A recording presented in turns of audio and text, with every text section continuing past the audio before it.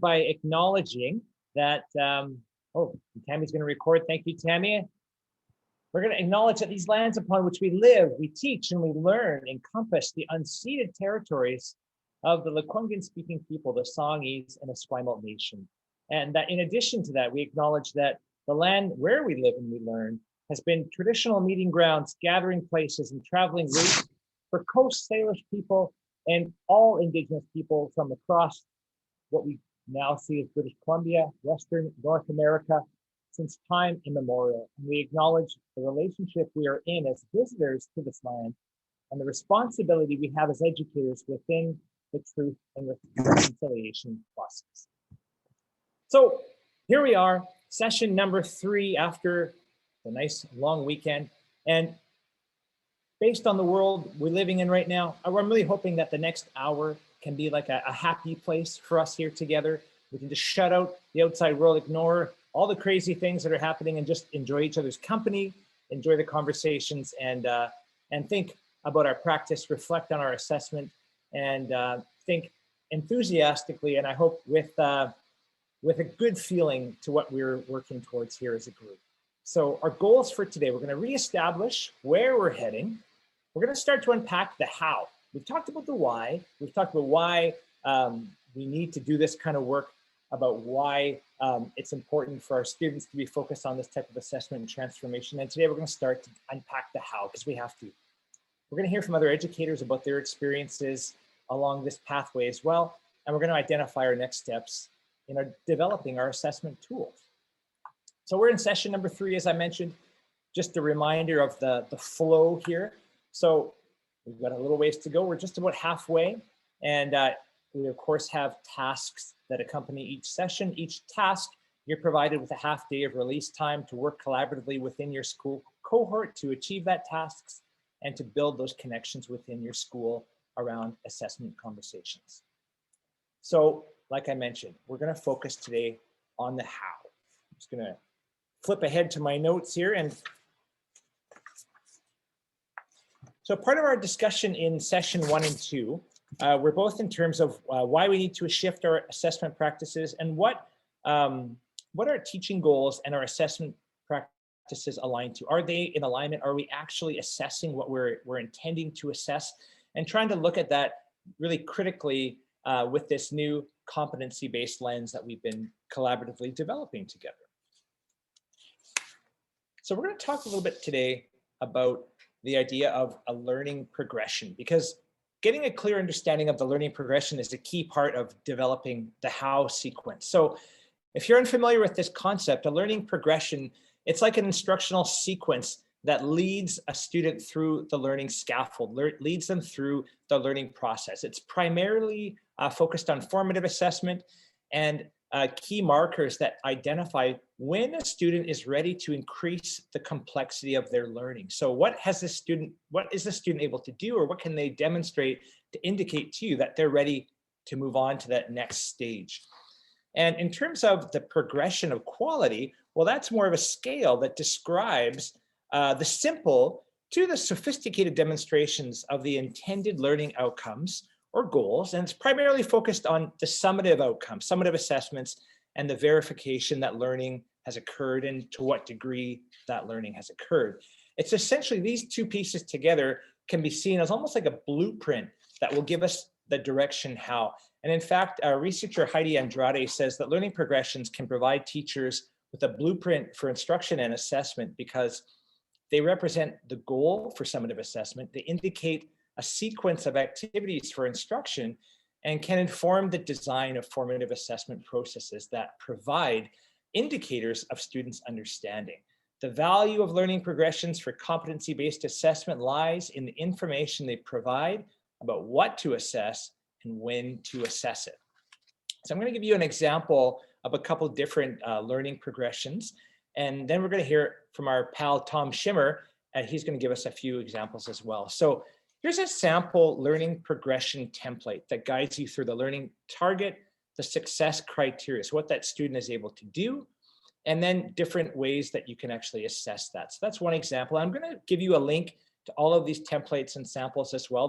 They'll all be found in the support page for this particular session as well. So we've got links to all of these things here. So I know there's a lot on your screen. So don't worry too much about trying to jot any of this down or to remember all of this, because you can always reference back to this again. And of course, we are recording this session, and we'll be posting that recording within 24 hours and have that available for you as well. And for all of our colleagues that can't be with us here this afternoon in asynchronous time, or no, wait, synchronous time. I'm getting my terms mixed up there.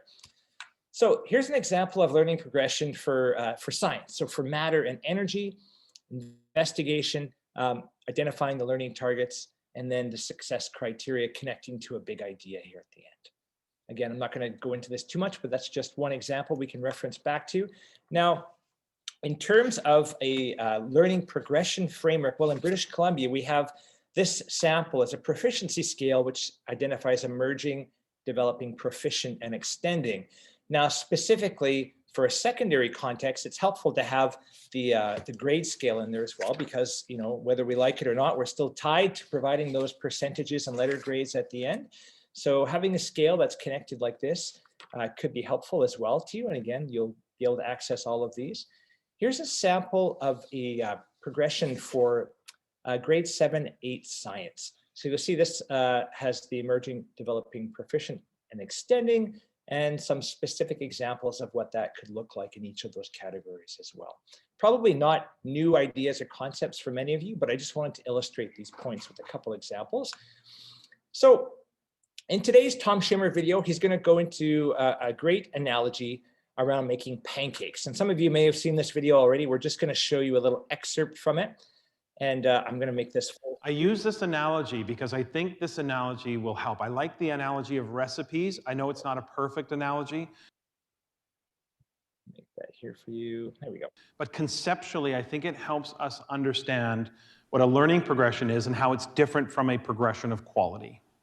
So if I'm going to mix language here between recipe and curricular competency, okay? So you'll see how I navigate this. But let's just imagine that the curricular competency asks students to make pancakes. The first thing I'm going to do when I know that they have to make pancakes is I'm going to ask myself this question: what ingredients are necessary to make this meal? So I unpack the recipe. And I think to myself, in order to make pancakes, you need flour, you need sugar, you need baking powder, you need eggs, you need milk, and just a little bit of vanilla, just a little bit in your pancakes. Trust me. Okay, it'll change your life. Okay. All right. Now, notice, when I have all of the ingredients on the counter, do I have pancakes? Now, I have the ingredients necessary to make pancakes, but they haven't made pancakes yet, have they? But I need to teach flour. I need to make sure the students understand flour. I may even need to make sure that they can recall flour at a moment's notice. What's the recipe for pancakes? That's a precursor to being able to make the meal. I teach flour, I teach eggs, I teach milk, I teach sugar, I teach baking powder. This is the fundamental pieces, think bottom or near the bottom of the taxonomy of learning. Now, when you're baking or making pancakes, there's a middle step.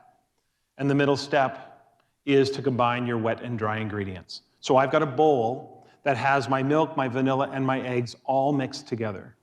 I've got a bowl over here that has all of my dry ingredients properly proportioned and all now mixed together.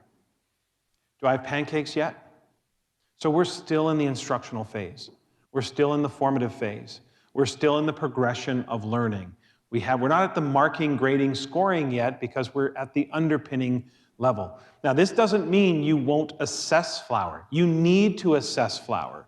You need to assess eggs. You need to assess milk, because you need to know whether the students are ready to combine the ingredients to make the wet and dry ingredients. You with me on that? Now, at the summative level, at the verification level, as they move through the taxonomy of the recipe, in the end, I'm going to ask them to make pancakes. And my rubric is going to describe 4 versions of quality pancakes. Because inside the pancakes, it will be quite obvious whether I have enough flour, sugar, baking powder, whether I have used enough eggs, and I have the right proportion of milk, and all of the things that I need to make the meal. So when you think about a learning progression, think recipes. Think, how do I prepare students to make the meal? How do we begin to increase the sophistication? And how do we begin to make sure? Now, here's where a learning progression becomes a progression of quality. And I would suggest to you that we want to keep these two apart. But here, for example, is the error from my perspective. You're an emerging because you have flour. You are developing because you have flour and sugar. You are proficient when you have wet and dry ingredients. You are extending when you make pancakes. You see how that takes a progression of learning and turns it into criteria. So instructionally, that sequencing and scaffolding is very critical. And it is important that we make sure that we know the kids have enough flour at that knowledge level, because now they're ready to move to the next level of sophistication. Uptick, uptick, uptick. When I assess your pancakes, just like when I assess your ability to analyze something as a curricular competency, you are going to do the analysis, and the level of sophistication of your analysis, what will emerge is whether you have enough knowledge, understanding, depth, application. So from a learning progression perspective, we want them to make pancakes, but it's the recipe. How do I get them to make the meal? Once they make the meal, that's how I assess them. So again, if you've taught someone how to ride a bicycle, you understand that we don't start in a moderate amount of residential traffic when they've never been on a bicycle before, okay? So we think about training wheels. Like, how did you know when to take the training wheels off? That's assessment. That's the moment where you realize those training wheels are so bent that they're not even using them anymore, so I might as well take them off, right? Each moment is an uptick in sophistication. So when you think about the curricular competencies and you think about how we move, just quite fundamentally, how do you move from the right side to the left side? Content is always necessary because you always have to think about something. I cannot reiterate this enough. This idea that knowledge is being tossed aside is absurd, because the idea that you're going to do critical thinking in absence of knowledge and content, it's just not possible. But if you notice, what I want you to really notice, and we talked a little bit about this last time, what I want you to really notice about the right-hand side, the content.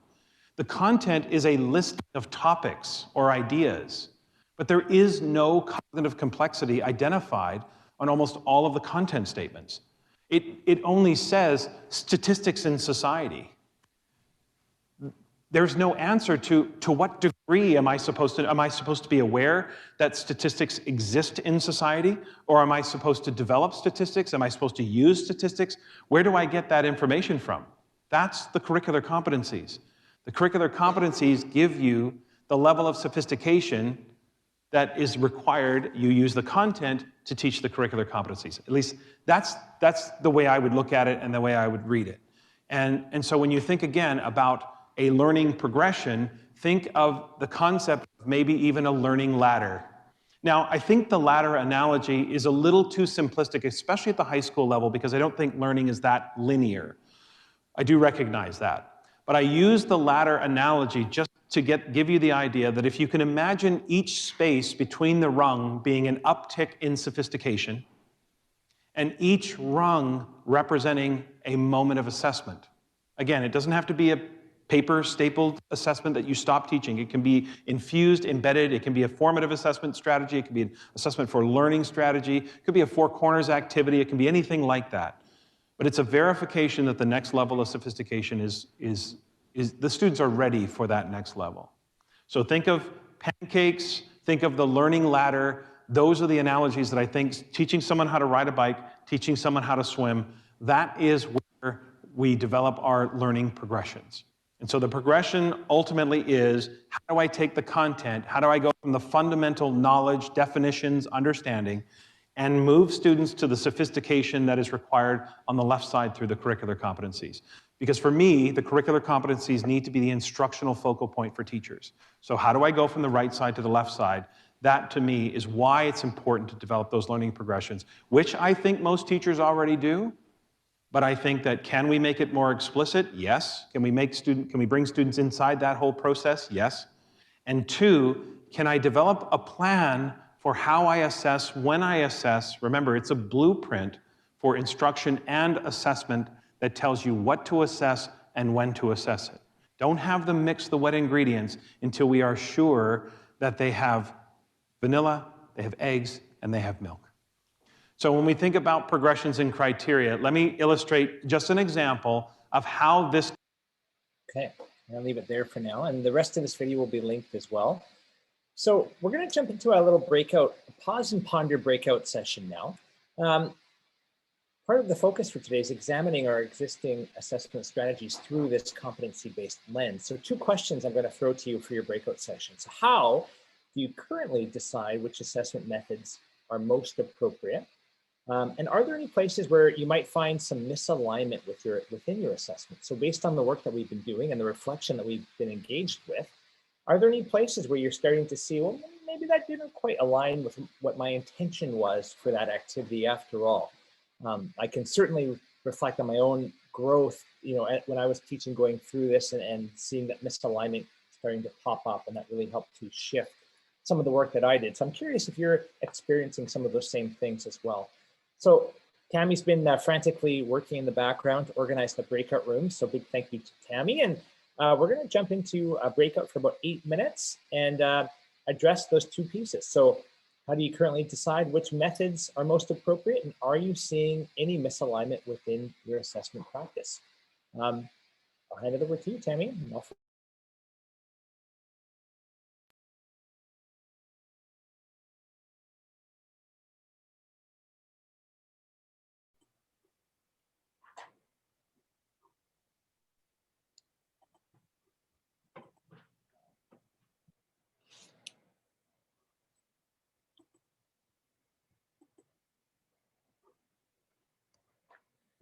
Hey people, welcome back. Welcome back. I hope you guys had a good conversation. I hope you folks had a good conversation. Try to be more gender inclusive with my language these days. I'm learning. So this group is so awesome, and I get so excited each time we have a session that comes up. And this group really is made up of such amazing and talented individuals. And today, we're going to get a chance to hear from a number of different folks that have been probably exploring their assessment practice a little bit longer than some of us, and have definitely been thinking about this for a while. So some of the questions that I'm hoping we'll be able to cover from a few different perspectives and from a few different schools. What was it that sparked the assessment shift for you? And what initial things did you do to start this process? What challenges or hurdles have you encountered along the way? And do you have any tools or resources that have supported your work in this area? Do you have any go-to strategies or websites that you'd recommend? And I'm going to start by passing it over to Adrian from Vic High. And I'm going to stop screen sharing for a minute because that will make it easier to see his lovely face and hear a little bit about his work within his assessment practice. Adrian, are you there? I sure am, John. Thanks. Awesome. Don't know about lovely face, but do my best. I definitely need a haircut. So hello, everyone. For those of you that I have not had the pleasure of meeting, I'm Adrian. I work at Vic High. I teach primarily math. But my skill set is math and PE. So in the back end, I've kind of been using a rubric since I started teaching because PE is rubric intensive. So I'll just share. John gave me a 5-minute time limit, so I'll try to keep to it, even though I could talk about this for a long time. So I think my inception of why I thought I had to shift my assessment was my very first year teaching. I finished the semester and I had a whole bunch. I had probably 3 kids who objectively came out at 48% and 3 kids who objectively came out at 52%. And numbers wise, 3 of those kids fail and 3 of those kids don't, but the reality is they all know very little if we consider what we were hoping they would have learned. And I just didn't think that was a just way of doing this. And as a math person who's always been told it's objective, it's right, it's wrong, it's so easy to assess, couldn't be more wrong. It's incredibly subjective. Learning, regardless as to what it is, I believe her name was Haley, we were just talking, she teaches art, and she was saying art is so subjective. Math is incredibly subjective as well. Yes, there's an answer. There's always an answer. Well, not always, but most of the time, yes, we have an answer, but the important part is how do we get to that answer? So I was curious on assessing the process other than assessing the result.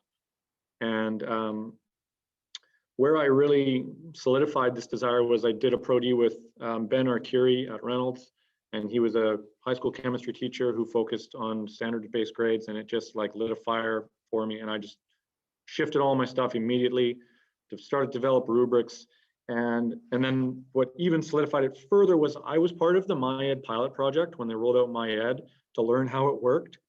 And within the first 2 years of a MyEd rollout, 20, 25 plus teachers would come to me every single time and ask me how to set up their gradebook. So I'm quite confident that a lot of people don't even know how their gradebook spits out the grades that they get, and they just look like they should look. So as a teacher professional, you're looking at your gradebook and you're like, okay, yeah, those kids are learning. But really, if you haven't set that gradebook up properly, you're just going with your feeling and your professional outlook on that student's learning, because you being in the room with them already know their development. So all those things together made me really shift towards proficiency-based grading. And where it started was I developed learning targets for each of my courses, because it's not about the answer, but it's about what do I want them to learn. And the big hurdle was communicating that with parents, and communicating that with admin, and communicating that with the students themselves, because they still measure their self-worth on the percentage they get on a report card. And they say, I'm a C student, or my mom sucks at math, so I suck at math, it's okay. And they're not thinking about learning, they're thinking about marks. And one of the resources that, maybe not necessarily a resource, but I read a book called The Infinite Game by Simon Sinek, and it's about business leaders and how they project their goals into the future, because business should be seen as an infinite process. You don't end at the end of a quarter, your business continues. And learning is exactly the same. Unfortunately, the system's set up that yes, we finish at a quarter, we finish at a semester, but in the end, we're trying to develop learners. We're not trying to develop people who learn something over a 4-month period and then don't do it again. So my goal has been to develop a desire to learn and have kids realize that they have a capacity to learn. So even if they haven't hit proficient or extending at the end of a quarter or the end of a semester, they feel confident going into the next step that they can learn whatever gets thrown at them. And it's rekindling a desire for, how well do I understand this? How comfortable am I with explaining this? Do I really get this, or am I just answering a question and walking away from it? And the proficiency-based grades helps with that, because they stop seeing themselves as a 70, or how do I get a 76, or how do I get a 74? They don't see a percentage for me until the very end of the quarter, and we sit down and discuss what their percentage is. I say, I have you in this range, what do you think? And then we talk about their learning, and it's way more authentic for them. And I've found they're less stressed about it, because they're not tying themselves to, oh, I have 82. And for those of you that are thinking, well, I'm a senior level teacher and they need university scholarships. Yeah, well, do the exact same thing. I taught pre-Cal 12, and kids said, I need 98%. And I said, I got you at high, like 4s all year.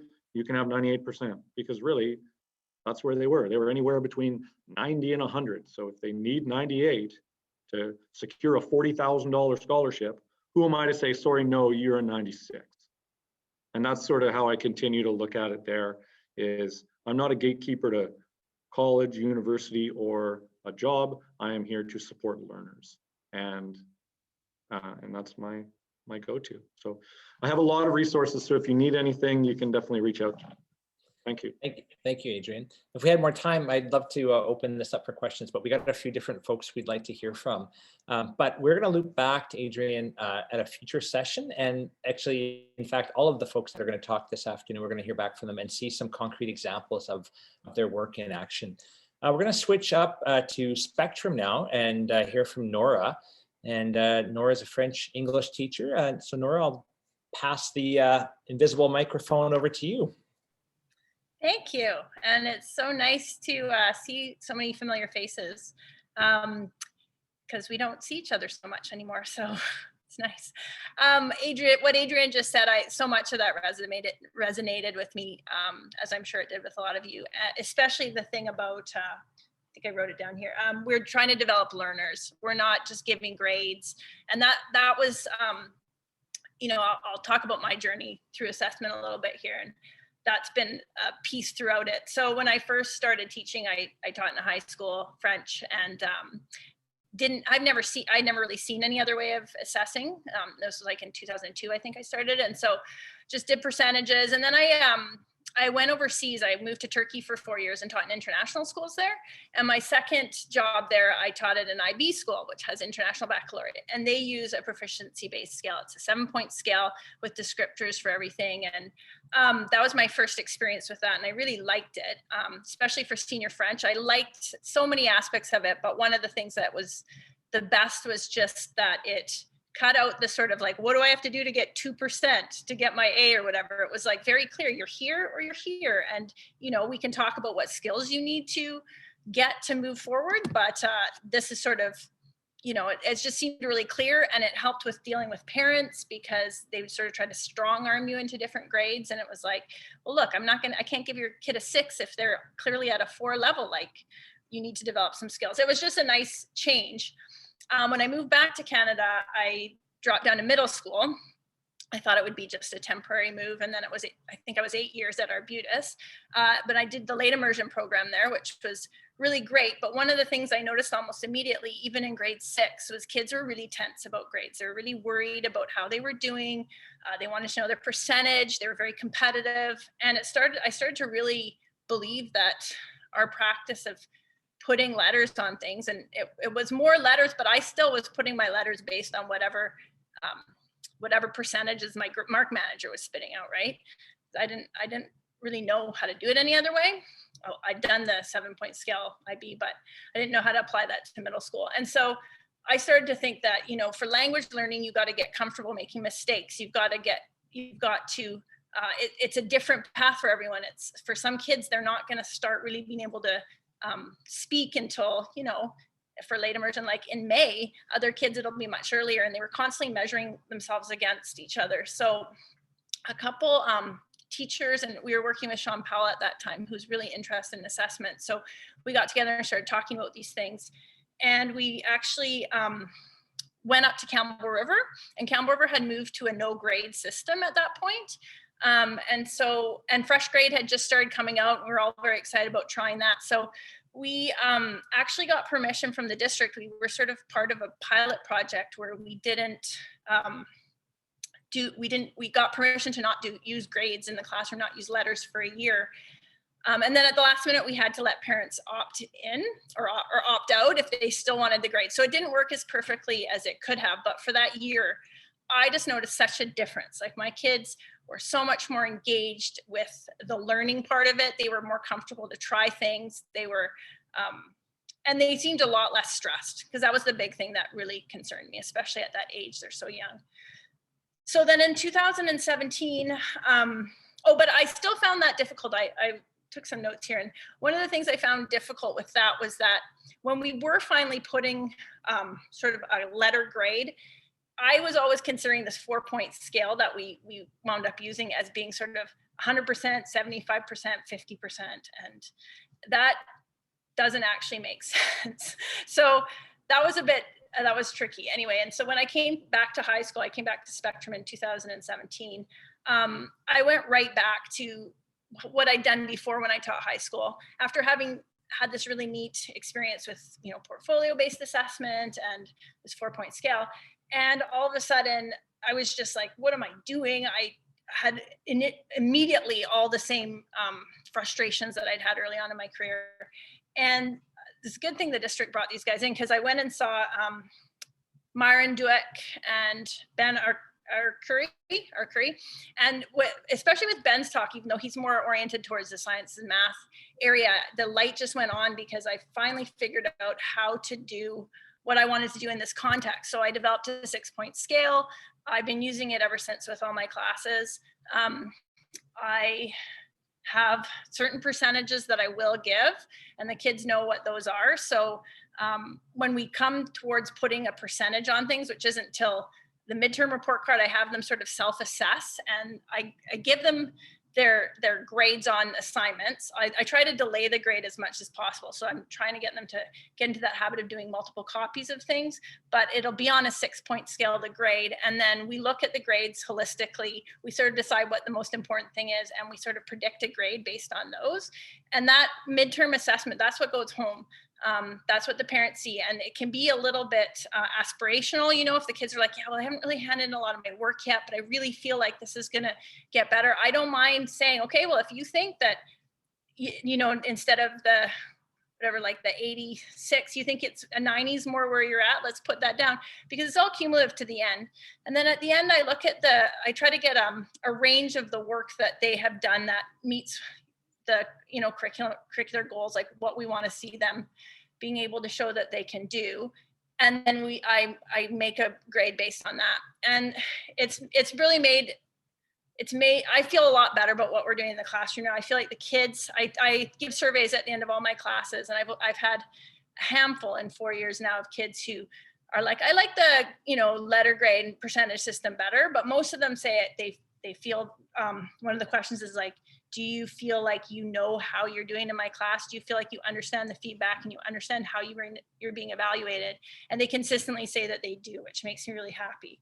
So of course there's challenges and hurdles. And one of them I'll just say before I finish is when someone calls you though, like partway through your course and it's like, how's this kid doing? It's not always easy to be able to tell, because I can't just generate a percentage quickly and say, I can say these things are missing and this is what we're working on, but it's hard to just give that number. So that's the one thing I thought of as a challenge. Thank you, Nora. It's interesting how those experiences in different contexts and middle overseas can really influence your lens. We'll hear back from Nora next time as well with some examples. Now we're going to switch to away from an individual to a team. And I know at a number of your schools, you have been engaged with cohorts or collaborative groups in cross-curricular contexts. And Oak Bay has been a school that's been really deeply involved in a cross-curricular sense, connecting folks from PE, socials, math, languages. And I think Scott's gonna maybe speak on behalf of that group. Is that right, Scott? I'll do my best, sure. And I think most of us are here so they can want to jump in after and don't want to take all the airtime. Thanks, John. I think we echo everything that people are saying so far, the challenges, successes. And one of the questions I think we asked at Oak Bay quite a while back when we did work with the Dufour principles around what happens when kids don't learn. And then that kind of, we talked about the pyramid of interventions, that kind of ring any bells. Remember that, like 10 plus years ago for a lot of people. And then you have new assessment language coming in from the ministry. And that's challenging to change over. And I think one of the big rubs, I'll take the conversation, I won't repeat what people have said so far because I think we echo a lot of those things. But one of the challenges is, how do you take curricular competencies and the core competencies and have a language that's going to be different than those wonderful rubrics you've been working on for years, right? And what happens when a rubric doesn't work anymore and it doesn't fit assessment language? And I would say that's where a lot of us were challenged with. So I know for Tim Spray in the math department, they've gone for the color coding. And I think people have alluded to that about not giving a grade to the end and then you negotiate a grade. And so one of the things from my perspective, not being a math teacher, because I'm a socials history, and then I do all the grad work, I hear from all the grade 12s is they just want the mark. And then the math department say, well, we're actually looking at skill set now. And how do we have that language? And so the encouraging part is that you've got to start somewhere. And then you have to have a couple of years of traction. So I think Tim would nod, he'd say we're probably to year number 2 into this and to year number 3 and really trying to work on the language of success rather than numerical success. So I would echo what people have been saying. In PE department too, I know Kate's been working a lot with her department on, again, outcomes that are based on curricular assessment, not just skill assessment all the time, right? And putting language on that and trying to make it fair and equitable for kids, no matter what your skill level PE is. And that's the really big challenge, is that if I'm in John's PE class, I'm in Tim's PE class, how do I know it's a fair class for assessment? And how do we all learn that language together? And then so English has done a fantastic job with Lisa Green. and her team, and taking the curricular language that's come from the ministry and putting it into a rubric. And we can share these next time. I know we're not going to screen share right now. And the question for that then for social studies is, if a kid's in English and socials from grade 9 to 12 at Oak Bay, how do they know what an emerging, developing, proficient, and extending looks like? So what are the basic scaffolding we need to have? So one of the challenges we've looked at is in the English and social department saying, well, here's the things that you must have before I mark the assignment. So that becomes that kind of issue around behavior marking. Like, well, you didn't do your work enough. I can't mark this not done. So you have to specifically say, we had 5 criteria for this assignment. Happens to be mapping, happens to be a paragraph, happens to be whatever it is. And what are the things you need before we can even assess this? And then what we're doing now, and the challenge is how do you write the language from the ministry curricular competencies to say, well, here's what emerging looks like. Here's what a developing next level is. And how do we scaffold you to the proficient? And then what is truly extending is, it's not just 100% knock out of the park. What does that really mean? To put that in more concrete language for me, what I've worked on, and this was some chats with our group and other people at our school, is like, if we had the 6-point scale from social studies that worked really well for a long time on the exams, what's the 6-point scale now on the new marking pattern? And that's really challenging. So what we did is took that language and said, to get from an 8 to a 9 on that scale, you need to have done these 4 skill sets well on your writing. It doesn't matter the topic, it doesn't matter how much you wrote, it's the skill set of that writing. And that's been a real switch over. And that took me a long time to bridge. And I think I go back to when I saw that Tom Schwimmer's pancake, the syrup and the pancake. And it was like, that was my aha moment last year of like, oh, I see. That's the difference between core and curricular competencies, right? That we're not always focusing on the topics. The social studies has a hard time with this, right? We're always focusing on Ciao, guys. Thank you so much. Yeah. And so that's a big one. And another one I would just add for the rest of our time, and I'll let other people on the team chat, is what do you do with the new marking schemes to not make it look like the old rubric? And if we're making it look like an old rubric and filling the language in, I don't think we're actually embracing what curricular competencies are. And so we're still trying to unpack that. Last one I'd add is for my classes, I decided to do 100% mark basin. The idea that kids say, like, I got a quiz, it's 20% of my grade, exams are 20%. We're not even doing those right now with obviously quarter system challenges. Do I tell you what assignments were 3 times more than the other assignments? I got rid of that. Everything's on this scale of 10 with this new language. And so if a kid is working at a developing, that's a 7 out of 10, we're saying on our scale, everything you do needs to be at developing or higher if you want to improve your grade. If you're slipping on your skill set, we're going to talk about skills now. We're not going to talk about the amount of work we're doing or how many things are graded differently and how they're scaled differently. I don't think kids understand scale. And I think it feels inherently unfair at times when they don't feel that their mark matches their attainment of skill. So that's been a real change. And for me, that's my personal practice. It's been a lot better. Because I say to kids, everything you hand in needs to be at that developing proficient level if you want to have that mark at the end. And that's what we're working towards. And if you want to shift it to another level, we need to talk about your skill improvement on the assignment. So I'll put it to my group there that if there's anything else you want to add, I think we hopefully hit the mark there, John. Thank you, Scott. Yeah, and we're going to get a chance to hear from some additional folks from your team next time as well, and see some examples. I know I've talked to Tim already about sharing some of his color coding examples for math. So anything else, Oak Bay? Perfect. Thank you, Thanks. folks. So we're going to jump to Mount Doug and to Graham, who's been deep in the assessment world for several years. And let's hear from Graham McLaren.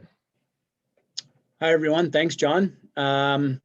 Really awesome to hear everybody else so far and their experiences.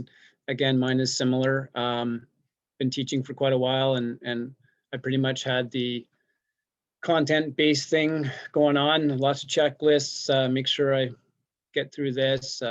Punitive marking, taking off marks if kids handed in things late. Or I took some time in my social studies coursework to play around with how feedback was getting used by students, because generally you spend so much time as a teacher writing comments, feedback, put a mark next to it. do the students read the feedback really closely? No, they mostly focus on the mark. So I started to play with not putting the mark on there and just giving the feedback. And that was kind of my entry point, I think, into thinking about assessment differently. Because I was concerned that that feedback wasn't being valued, it wasn't being used, and the traction and learning was missing. Here in BC, because I was teaching in Alberta before, but now in BC, the new competency-based curriculum was a huge factor for me in trying to understand what was going on with the shift there, especially being all in with content and trying to think about competency. And so that pushed me to back off on those checklists and to think more about shaping activities for students that address building of competence. So an entry point for me in that was to shift my assessment. And so it happened that at Mount Doug here, we had a cohort of teachers who were taking that on with a non-numeric based assessment method. And so I joined that cohort, and we traveled to Seattle to see Tom Schimmer. Was a pretty key part in my shift for sure, was listening to his views on, and we just heard about the pancakes earlier. To start the process from this going from content to competency, I kind of made a chart listing out for my courses. I teach drafting and design and robotics right now. I created a huge list of the content that I wanted to cover, and then I started to translate that. How would that work as a competency in terms of building processes for students? So that was kind of my beginning point, because I really needed to visualize how that would translate. And it worked out quite well. I mean, I got to say, I was very nervous. I felt like I was flailing around when I stopped using my grade book. A grade book for a lot of us, I think, is like an anchor, you know, in a way, in terms of getting us to feel somewhat secure. And so I was definitely apprehensive the first time that I started using the non-numeric method. Of course, there was all kinds of hurdles with translating the competencies, just like we've heard from Scott, into percentage grades. And you know, most students, I would agree with the earlier comments. Most students have believed that it's better for them because they can get a sense for where they are with, especially with the chart that I use, that they can see exactly where they are. Other hurdles, sometimes just making sure parents are understanding what's going on is very new to them as well. I've developed I use a competency chart, so I developed a 101 letter for students or for parents to take a look at so they can understand what's going on. Yeah, and in order to facilitate a lot of this, so students have easy access to understanding where they are in the course, the cohort here started leveraging the use of Google products. So we use Google Sheets for that. Students are always able to check where they stand in the course. Continued professional development with my colleagues here at the school has been huge. I would say that's probably one of the biggest factors in this for sure, because you kind of need to talk through a lot of it, I find, and just support each other when certain things are coming along. And lastly, I would just share, if you're interested in a really good reading on, and it's a reading that's been around since 1993. It's by Peter Elbow in 1993, actually. It's entitled Ranking, Evaluating, and Liking, Sorting Out 3 Forms of Judgment. It's a really interesting read, not hugely academic, on how students learn and how ranking is not really the way to go. That's it for me, John. Thank you, Graham. Awesome. And I'll send a copy of that out when we send the recording out after tomorrow. Thanks. Thank you for sharing.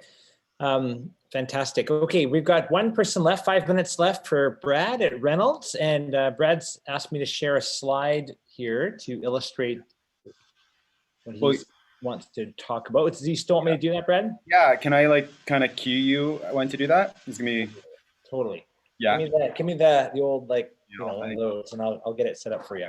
And those that know me, I have like a timer going, so I tend to talk too long.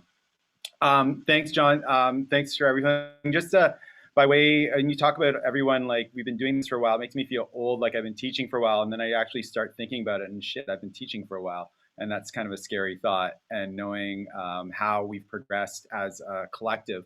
And I see so many of our colleagues and so many people I've learned from. And I just like specifically Courtney and Sanjay, had the pleasure of teaching across from them. And their math assessment has really informed my, my English assessment. By way of, I come from Ontario, and I want to kind of just talk about 3 students, myself being the first one. And just as high school worked for me, it was a space that I felt comfortable, a space I did well. I fit the mold of what high school was looking for in a student. And so when I went through high school, like maybe many of you, I was successful in a grading kind of way. What happened then was that when I became a teacher, I assessed the way that I was assessed. And my first teaching experience was in a school in Colombia, in Bogota. And I just come out of teachers college and I was like, what the heck am I doing? I'm just going to make up numbers and hide behind a lot of numbers because this is a private school. And if I have a lot of numbers, I think this is what Graham was saying too. It's like, it's our anchor, it's our safety net. I can just be like, hey, of course your student is a B student because look at all these numbers I have, ta-da. And it's like, it's magic and it's meaningful when obviously now I realize that it's not as much that way. So as I came to be a visitor on this territory in 2000, and I was teaching at Esquimalt, I was teaching both ends of the kind of spectrum of students. I had challenge, and as well as working with students who were, I was tasked with developing a program for students who were at risk of dropping out in grade 9. So that was my first teaching experiences, having my own classrooms, and that was really informative. Similar to what Nora was saying, the 6-point scale, I was, once I saw that, I was like, oh, and this is an English 11 challenge class. I'm like, this is amazing. I can just latch onto this. Provincial exam, 6-point scale. You are a 6 or a 5 or a 4. And this is a second student. His name was Norm. And he just was like, okay, so I can get a 6, that's 100. I can get a 5, and that's like 7, or what was it, like 83. Or I can get a 4, and I'm like, yep, that's all you can get. We're like preparing you for the provincial.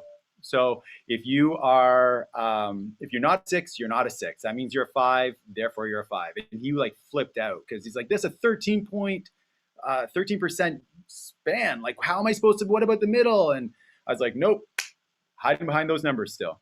And so then I softened on that over time and had like a 6+ or a 6-. And then I was presented, if now you can share it, with opportunity to teach a hip hop English class. And so there were students who were at risk of, not at risk, they just weren't connected in many ways. And many of them were connected to hip hop culture. And so a student came to me and said, hey, could we do something with that? And I was like, okay. And Alana Charlton was our principal at the time. And she said, sure, let's try this out.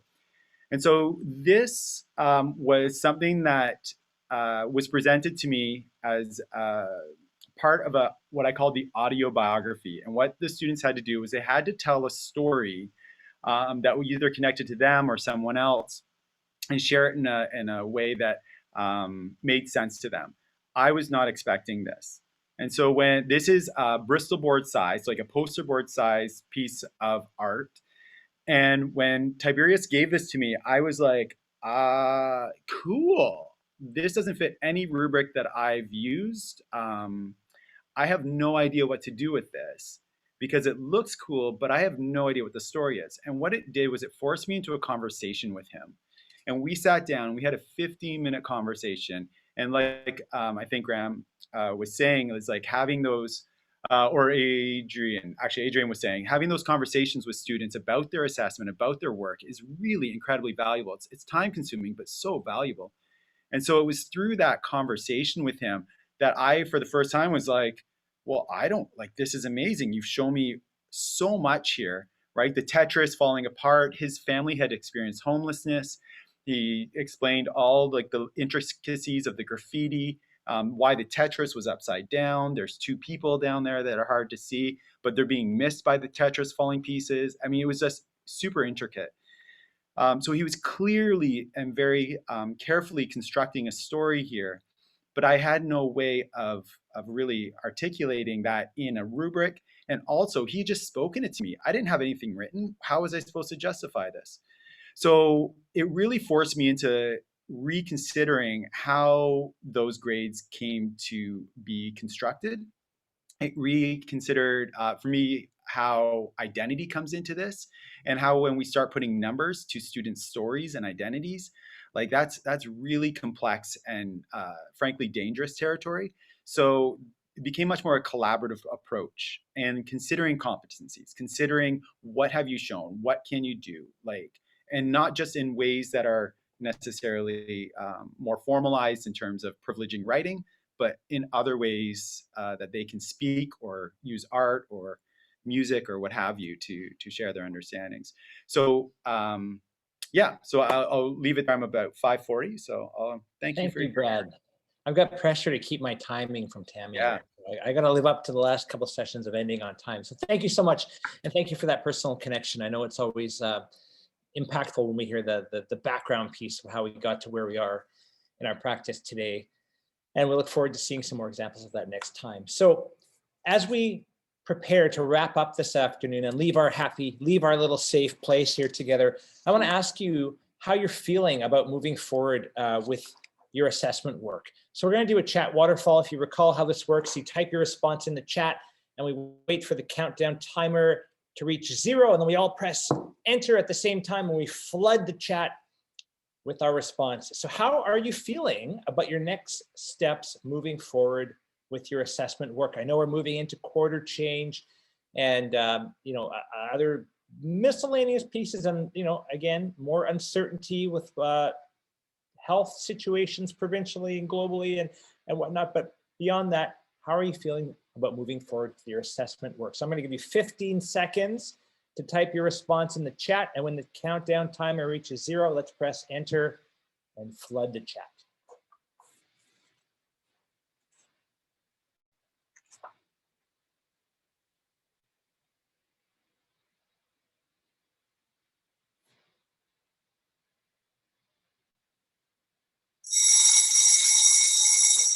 Okay. Excellent. Stoked. Big picture for quarter 4. Awesome. Excited but nervous. That's pretty much sums it up, doesn't it, Mike?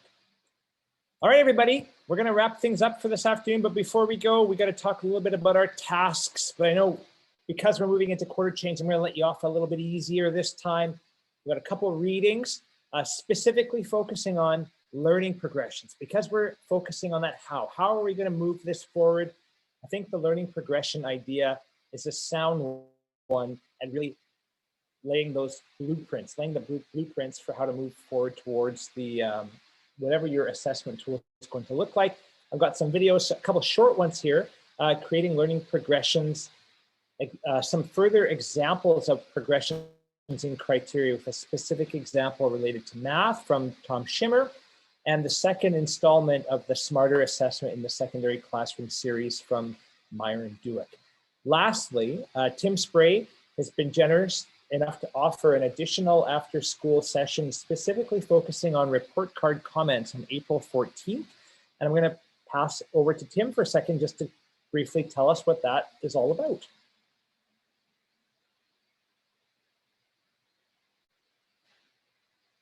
You still there, Tim? He popped it in the chat. He's trying to escape. Okay. Yeah. Okay. I thought right, you could perfect. read my lips. Can you hear me now? Here, I'll stop sharing for a second. Let you. There you go, Tim. Thanks. Can you hear me now? Alrighty.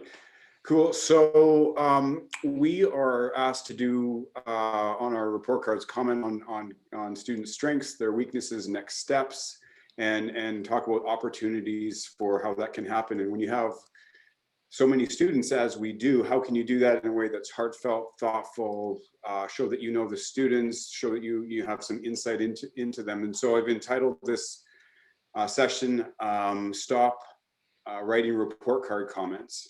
by yourself. And it's really about how can we easily engage and use the student's voice, because at the end of the day, it's their education and they need to be at the center point of the learning and also the assessment. And I would argue their reporting. So my job is to sort of be editor of their work. And that's what we're going to talk about on April 14th. I'm going to try to keep it to about half hour with half hour for question and answer. So it's pretty sweet. The kids' comments as they write them are just over the top, and it's the best reading I do, and way better than John needs to do more homework to be successful. Perhaps if he came for some extra help, he'd get better and have a neat summer. So I think we can do better than that. A pleasure to have in class, right, Tim? Yes, always. All right. Thank you so much, everybody. And I'll send you the link to register for that if you're interested in the follow-up email tomorrow as well. So we're over time. Tammy, you can smack my wrist after we're done here, but thank you, everybody. Have a great rest of your week. Good luck with semester change. And session 4 is taking place Wednesday, April 28th. We're going to go an extra week in between. Use that release time, have that collaboration, have that conversation with your colleagues, and I'll see you on the 28th. Reach out anytime in between now and then if you'd like. Take care. Bye, folks.